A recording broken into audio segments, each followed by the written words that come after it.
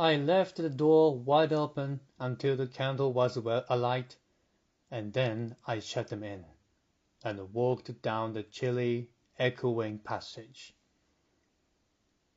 I must confess that the oddness of the 3 old pensioners in whose charge her ladyship had left the castle, and the deep-toned, old-fashioned furniture of the housekeeper's room in which they foregathered, had affected me curiously, in spite of my effort to keep myself at a matter-of-fact phase.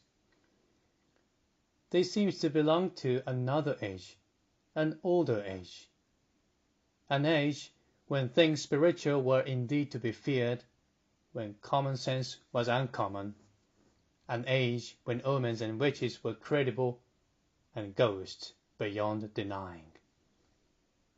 Their very existence, thought I, is spectral. The cut of their clothing, fashions born in dead brains, the ornaments and conveniences in the room about them even are ghostly. The thoughts of vanished men, which still haunt rather than participate in the world of today. And the passage I was in, long and shadowy, with a film of moisture glistening on the wall, was as gaunt and cold as a thing that is dead and rigid. But with an effort I sent such thoughts to the right about. The long, draughty subterranean passage was chilly and dusty, and my candle flared and made the shadows cower and quiver. The echoes rang up and down the spiral staircase, and the shadow came swooping up after me, and another fled before me into the darkness overhead.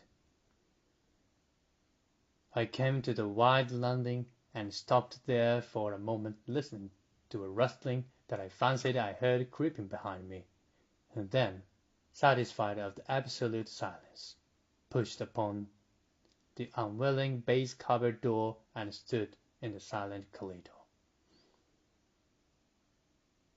The effect was scarcely what I expected, for the moonlight, coming in by the great window on the grand staircase, picked out everything in vivid black shadow or reticulated silvery illumination.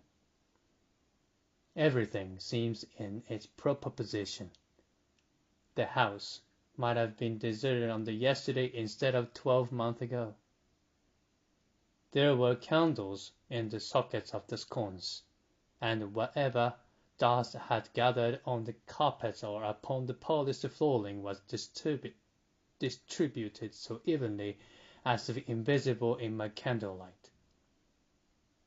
A waiting stillness was over everything.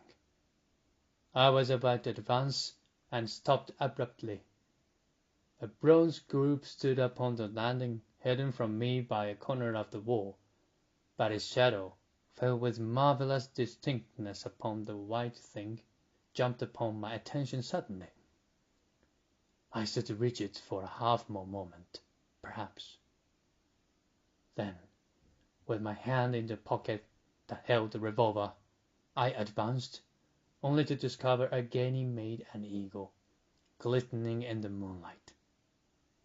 That incident for a time restored my nerve, and the dim porcelain Chinaman on the board table, whose head rocked as I passed, scarcely stirred me. The door of the Red Room and the steps up to it were in a shadowy corner.